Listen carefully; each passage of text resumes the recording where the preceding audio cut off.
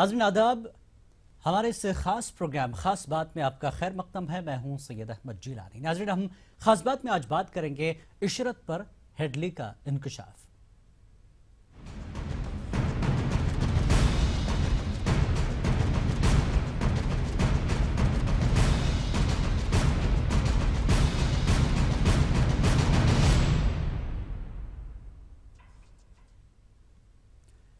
नाज़रीन, गुजरात में कई साल कबल हुए इशरत जहां इनकाउंटर पर अक्सर बहस होती रही है। इशरत जहां के इनकाउंटर को मुल्क की अदालत और सीबीआई की जानिब से फर्जी करार दिया गया। वहीं कई मरतबा इस तरह की सूरत हाल भी पैदा होती रही जिससे इस इनकाउंटर को सही साबित करने की कोशिश की गई। अब एक बार फिर हेडली के बयान ने यह साबित करने की कोशिश की है कि इशरत लश्कर की एजेंट थी। अमेरिका से वीडियो कॉन्फ्रेंसिंग के जरिए गवाही में डेविड हेडली के बयान ने फिर से इस बहस को नई हवा दी है। लेकिन हेडली के बयान से अलग इशरत जहां को मुल्क की किसी अदालत ने मुजरिम नहीं ठहराया है। सीबीआई और खुसूसी तहकीकाती टीम की रिपोर्ट का कहना था कि इशरत जहां का इनकाउंटर फर्जी था। जब मुल्क की आला तहकीकाती एजेंसियों और अदलिया ने इनकाउंटर को फर्जी और इशरत जहां को बेगुनाह साबित कर दिया तो फिर हेडली के बयान की क्या अहमियत है। अब देखना यह है कि सरकारी वकील इस बयान को अदालत में एक सबूत के तौर पर पेश करने में कामयाब हो पाते हैं या नहीं, क्योंकि कई माहिरीन कानून का कहना है कि इस तरह के बयान की कानूनी अहमियत कुछ भी नहीं है। नाज़रीन, शुरू करते हैं इस हफ्ते की बड़ी खबर के साथ।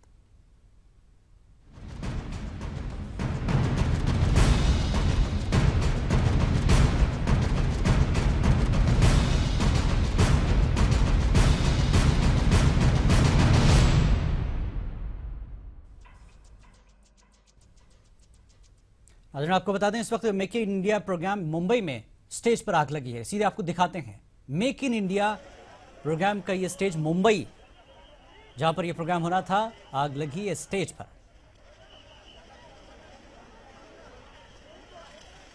ये तस्वीरें आप देख सकते हैं, make in India programme Mumbai की राज तस्वीरें, जहां पर मेक इन इंडिया प्रोग्राम के स्टेज पर आग लग चुकी है। खाकस्तर हो गया है सारा स्टेज।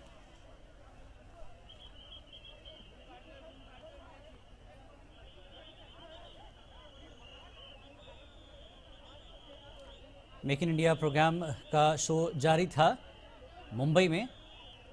इस वक्त आग भड़की और पूरी तरह से आग ने स्टेज को खाक कर दिया।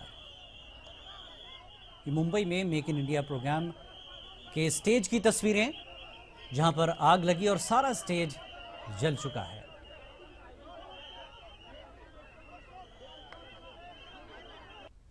नाज़रीन, ये बड़ी खबर आप देख रहे थे। जैसा कि मुंबई से मेक इन इंडिया प्रोग्राम शुरू हुआ, जैसे ही ये स्टेज जलकर खाकस्तर हो गया। इस बारे में अभी काफ़ी तफसीलात आनी है। हम देखेंगे हफ्ते की बड़ी खबर खास बात में।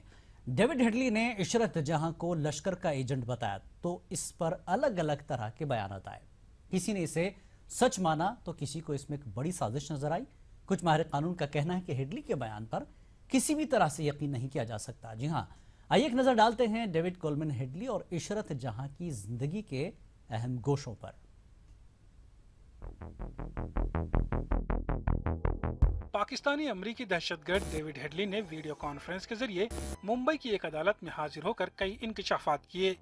26/11 मुंबई हमले के ताल्लुक से हेडली ने हिंदुस्तान को कई जानकारियां फराहम की हैं, जिनमें ये भी बताया कि लश्कर कमांडर ज़कीउर रहमान लखवी और साजिद मीर का इस पूरे मामले में क्या रोल रहा है। वाज़ेह है कि हेडली को मुंबई हमले का मुजरिम करार देते हुए अमेरिका में 24 जनवरी 2013 को 35 साल की सजा सुनाई जा चुकी है। आइए एक नजर डालते हैं हेडली की तफसील पर। डेविड हेडली का असल नाम दाऊद गिलानी है। हेडली की मां फिलाडेल्फिया की रहने वाली थी, जबकि बाप का ताल्लुक पाकिस्तान से था। हेडली ने एक पाकिस्तानी लड़की से शादी की। इसके अलावा भी हेडली ने कई शादियां की हैं। जराये के मुताबिक 1992 में हेडली मल्टीपल पर्सनालिटी डिसऑर्डर से मुतासिर भी बताया गया, जिसके बाद उसे काउंसलिंग की जरूरत भी पड़ी थी।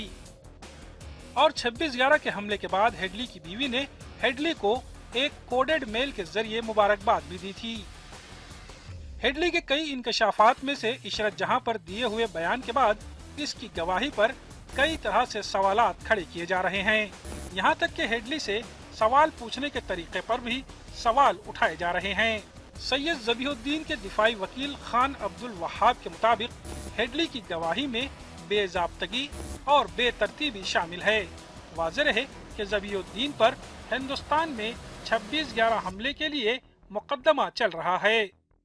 दूसरी जानिब इशरत जहां फर्जी इनकाउंटर मामले को हकीकी इनकाउंटर के तौर पर पेश करने की कोशिश की जा रही है। सरकारी वकील के मुताबिक हेडली ने इस बात का एतराफ किया है कि इशरत जहां के लश्कर तैयबा से ताल्लुकात थे। इस इंकशाफ के बाद इशरत जहां फर्जी इनकाउंटर मामले को हकीकी इनकाउंटर के तौर पर देखा जा रहा है, लेकिन जिस तरह से हेडली से सवाल पूछे गए इसे कुछ लोग मशकूक निगाहों से देख रहे हैं। ये सवाल क्यों पूछे गए थे? इनका 26/11 से क्या लेना देना है? बिल्कुल लेना देना नहीं। ये सवाल आज क्यों पूछे गए? किसका फायदा था ये सवाल पूछकर? तीसरी बात, ये गवाह वो होता है हिंदुस्तान के कानून में जिसने कुछ देखा, कुछ सुना या खुद कुछ बोला या वहां पे किया। जो कहता है मैंने फलां को फलां से बात करते हुए देखा या सुना और उस फलां ने कहा वहां पर ऐसा हुआ था, ये गवाही नहीं है। वहीं दूसरी जानिब इशरत जहां के अहले खाना समेत मुमरा से रुकने असेंबली और एनसीपी लीडर जितेंद्र हवाड़ ने हेडली के बयान को सिरे से खारिज कर दिया है। उनके मुताबिक हिंदुस्तानी जांच एजेंसियां, जिनमें सीबीआई भी शामिल है, इस मामले में अपनी चार्जशीट दाखिल कर चुकी हैं। इस बात का पहले ही इंकशाफ हो चुका है कि इशरत जहां को एक फर्जी मुठभेड़ में मारा गया था। मुझे लगता है कि किसी को बचाने के लिए मेरी लड़की को साजिश के तहत बदनाम किया जा रहा है। सच्चाई का पर्दाफाश तब हुआ जब जुडिशल मजिस्ट्रेट श्री तमांग साहब ने एक जुडिशल इंक्वायरी में अपना ये रिपोर्ट दिया कि ये कोई आतंकवादी नहीं थे। इन चारों लोगों को पहले से कहीं पे इलीगल तौर पे कन्फाइन करके रखा गया था और बाद में इन लोगों का मर्डर किया गया है और उसके लिए उन्होंने 22 पुलिस अधिकारियों को जिम्मेदार ठहराया था। आइए अब नजर डालते हैं इशरत जहां फर्जी मुठभेड़ के पस मंजर पर। 15 जून 2004 को इशरत जहां समेत 3 अफराद को हलाक किया जाता है, ये कहकर कि ये चारों उस वक्त के गुजरात के वजीर आला नरेंद्र मोदी को कत्ल करने की साजिश के तहत गुजरात आए थे। सितंबर 2009 अहमदाबाद के मेट्रोपॉलिटन मजिस्ट्रेट ने इस इनकाउंटर को फर्जी करार दिया। अगस्त 2010 गुजरात हाई कोर्ट ने सुप्रीम कोर्ट की क़यादत में तश्कील करदा एसआईटी को इस मामले पर जांच का हुक्म दिया। जनवरी 28, 2011 एसआईटी के रुकन सतीश वर्मा ने मुठभेड़ को फर्जी करार दिया। फरवरी 2013 जीएल सिंघल को इस मामले में गिरफ्तार किया। इसके अलावा एसआईटी और सीबीआई को इशरत और लश्कर तैयबा के दरमियान कोई कड़ी नहीं मिली। मई 2013 गुजरात पुलिस के एओजी पीपी पांडे के खिलाफ गिरफ्तारी का वारंट जारी हुआ। जुलाई 3, 2013 सीबीआई ने चार्जशीट दाखिल कर इशरत जहां इनकाउंटर को फर्जी करार दिया, लेकिन 11 फरवरी 2016 को जब डेविड हेडली ने यह गवाही दी कि इशरत जहां एक लश्कर रुकन थी, जिसके बाद इस पूरे मामले पर कई माहिर कानून ने सवालिया निशान खड़ा किया है। Bureau report, ETV news.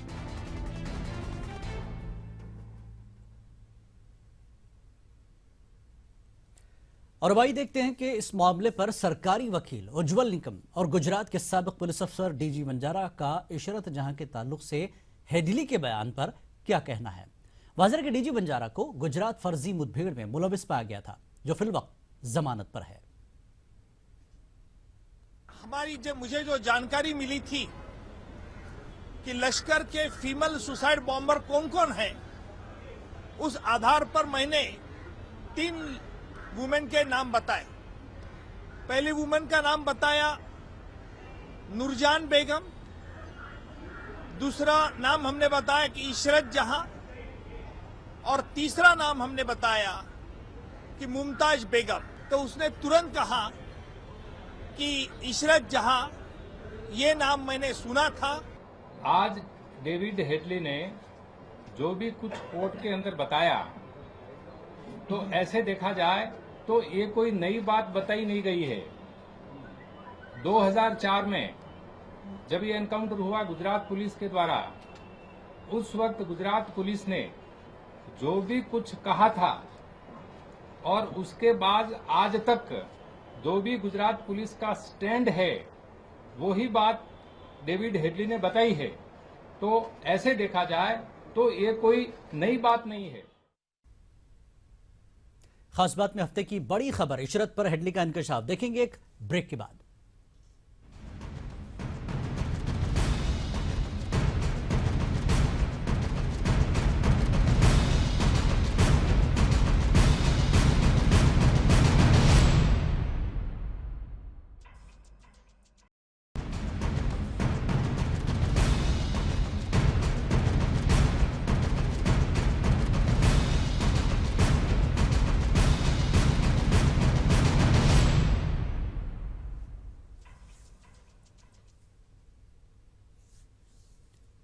खास बात में एक बार फिर आपका खैर मकदम है। आप देख रहे हैं इशरत पर हेडली का इंकशाफ, खास बात की बड़ी खबर। या नाज़रीन, पाकिस्तानी अमरीकी दहशतगर्द डेविड कोलमैन हेडली, जो कि अमरीकी जेल में 35 साल की सजा काट रहा है, हिंदुस्तानी अदालत में पेश हुआ। इस हफ्ते हेडली ने 26/11 दहशतगर्दाना हमलों से मुताल्लिक जो इंकशाफात किए हैं, इसने सबको हैरान करके रख दिया। हेडली ने हिंदुस्तान में अपनी मौजूदगी से लेकर पाकिस्तानी फौज, ISI और लश्कर तैयबा के बीच के रिश्तों को भी उजागर किया। पेश है ये रिपोर्ट। डेविड कोलमैन हेडली, इसकी आज हमने गवाही लेना शुरू किया है और डेविड हेडली ने अपने गवाही में कुछ सेंसिटिव रिवीलेशन किए हैं।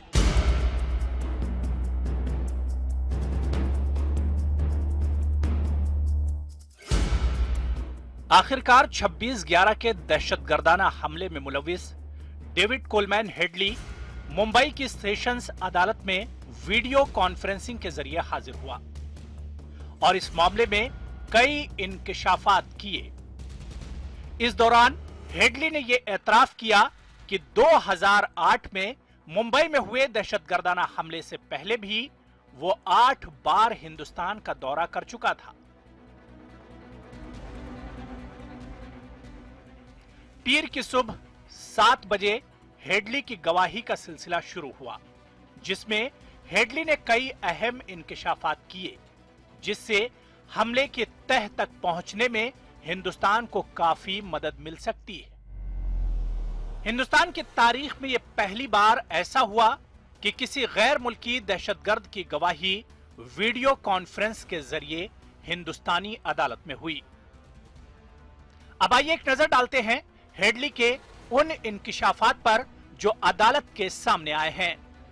हेडली ने सबसे पहले अहम इंकशाफ ये किया कि साल 2008 से कब्ल मुंबई पर 2 बार हमले की कोशिश की गई।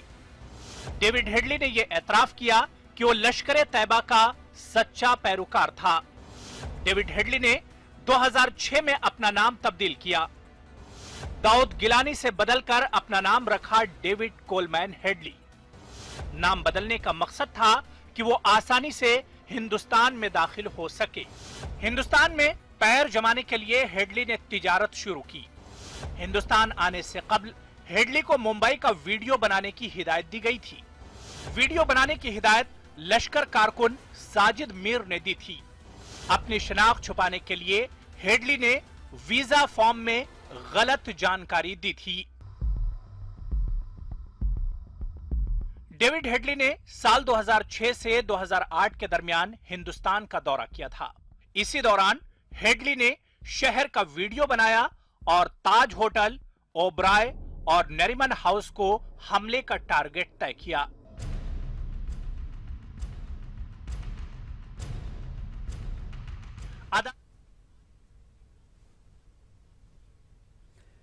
और भाई पूरे इस मामले पर बात करेंगे। हमारे साथ जुड़े हैं अबू बकर सबाक साहब। अबू बकर सबाक साहब, जिस तरह से डेविड हेडली ने इशरत को लेकर बातें की है, क्या इशरत का ताल्लुक लश्कर से था जैसा कि डेविड हेडली ने कहा है, और इस गवाही के दौरान जो कुछ कहा जी। है उस पर आप क्या कहेंगे?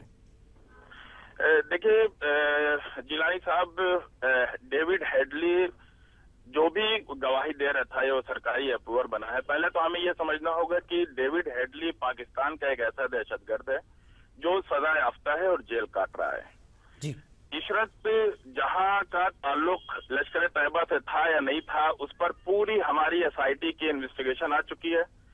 सीनियर सीबीआई के सीनियर आईपीएस ऑफिसर्स ने उस पर अपनी रिपोर्ट कोर्ट में दे दी है। कोर्ट ने ये अपना ऑब्जर्वेशन दे दिया है कि उसके खिलाफ कोई भी सबूत नहीं है, कोई भी एविडेंस नहीं है, किसी तरह का भी इल्जाम उसके ऊपर साबित नहीं होता है। जी।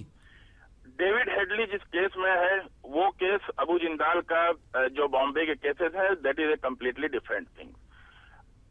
इशरत जहां किस केस में है, उस केस में ना तो वो विटनेस है और ना ही वो एक्यूज्ड है। जी। इस वजह से उसका स्टेटमेंट किसी भी तरह से वहां पर रिलेवेंट नहीं है। और डेविड हेडली ने भी एक हर से सुनी हुई बात कही है, जी। जो खुद भी वो उसका विटनेस नहीं है।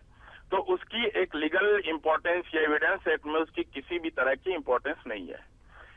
इसका जो भी मकसद है वो कहीं ना कहीं जो उसके एक्यूज्ड हैं जिन्होंने फेक इनकाउंटर किया है, उनको बचाने के लिए, उस फेक इनकाउंटर को जस्टिफाई करने के लिए जी ठीक है, ये बात सामने आ गई। लेकिन अब ये डेविड हेडली ने जो कुछ बयान दिया है अदालत में, क्या इसकी कोई अहमियत है? अब कोई अहमियत नहीं है उसकी, ना ही वो एविडेंस एक्ट में उसकी अहमियत है, ना ही इस इशरत जहां के केस से उसकी कहीं भी कोई भी कनेक्टिविटी, कोई लिंक नहीं है। लेकिन कुछ लोगों का ये भी कहना है इसबाक साहब, जैसा से हेडली से पूछताछ हुई है, उसका जो तरीक़ेकार है, सवाल करने का जो तरीक़ेकार है, उस पर भी जो है उंगलियां उठाई गई हैं। क्या कहेंगे आप?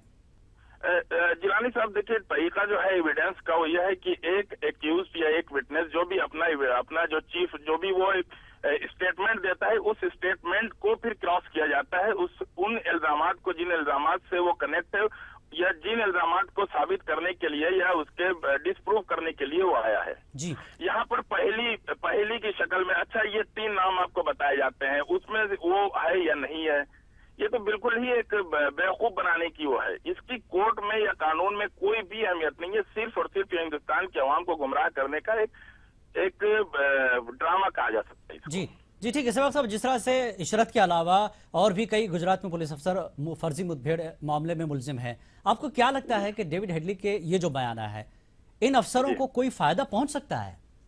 देखिए, उन अफसरों को अब जैसे इशरत जहां की जो सीबीआई ने जो चार्जशीट लगाई है, उसमें राजेंद्र कुमार का आईबी का सीनियर ऑफिसर, उसका नामजद उसके खिलाफ चार्जेस लगा के चार्जशीट में आई है। जी। लेकिन उनके खिलाफ अभी तक कोई भी एक्शन नहीं लिया गया, सिर्फ और सिर्फ उन लोगों को बचाने के लिए। और वंजारा जैसे ऑफिसर जो खुद भी जेल में थे, उनको दोबारा ला के इंस्टीट्यूट करने के लिए, सिर्फ ये एक आम जो लोगों को क्या कहा जाएगा, गुमराह करने का सिर्फ एक तरीका है। एक तरह से सियासत बीच में नजर आ रही है एक तरह से।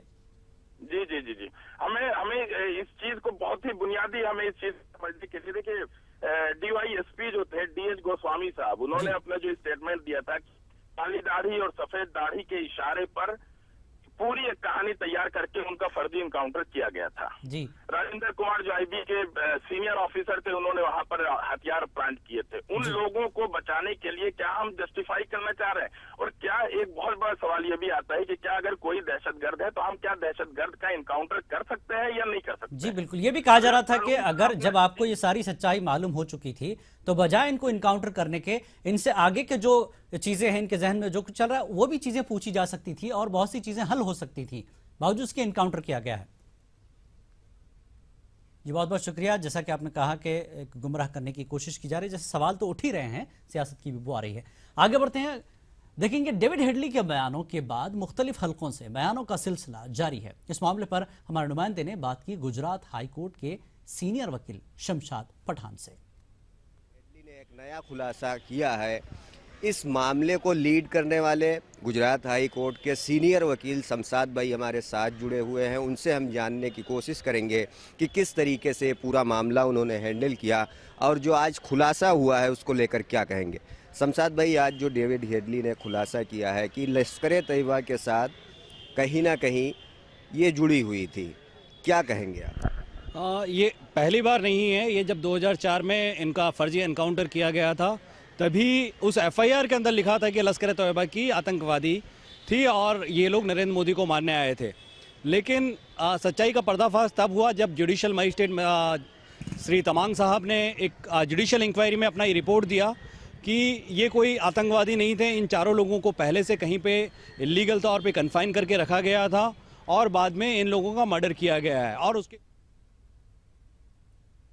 हफ्ते की इस बड़ी खबर में वक्त एक ब्रेक का, ब्रेक के बाद फिर हाजिर होंगे।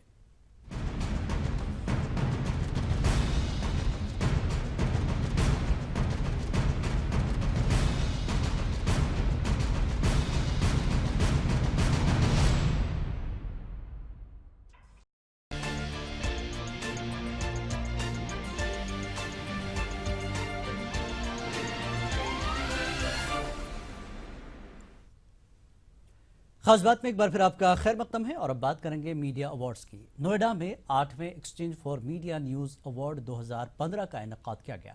इस मौके पर पूरे मुल्क के टीवी चैनलों से मुंतखब की गई 21 कैटेगरी में अवार्ड्स दिए गए।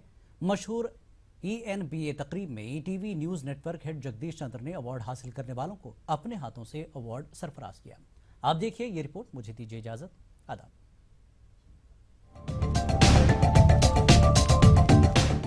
ये नजारा है 8वें exchange for media news award 2015 का। पहल है एक्सचेंज फॉर मीडिया की और तकरीब का मीडिया पार्टनर बना मुल्क का सबसे बड़ा न्यूज नेटवर्क यानी ETV न्यूज नेटवर्क।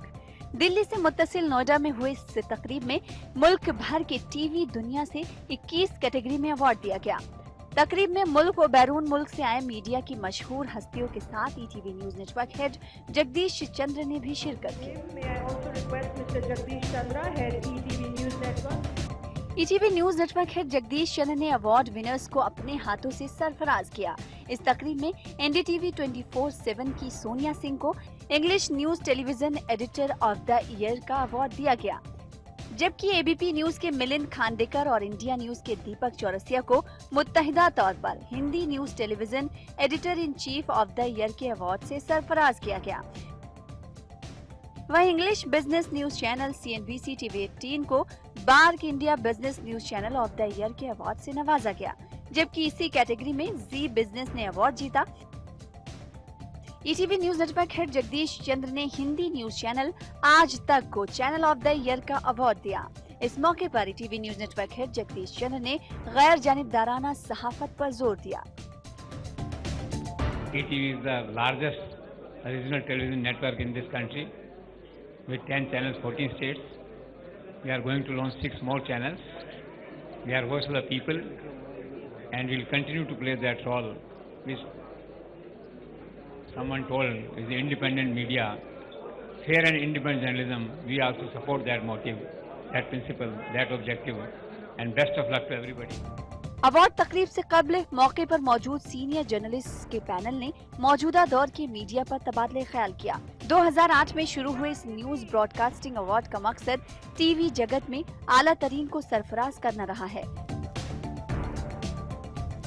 मीडिया में हेल्दी कंपटीशन कायम रखने की इस मुहिम में ETV न्यूज नेटवर्क हेड ने बढ़ चढ़कर अपनी जिम्मेदारी निभाई और वादा किया कि गैर जानिबदाराना सहाफत के लिए हमेशा आगे रहेंगे। Bureau report ETV news.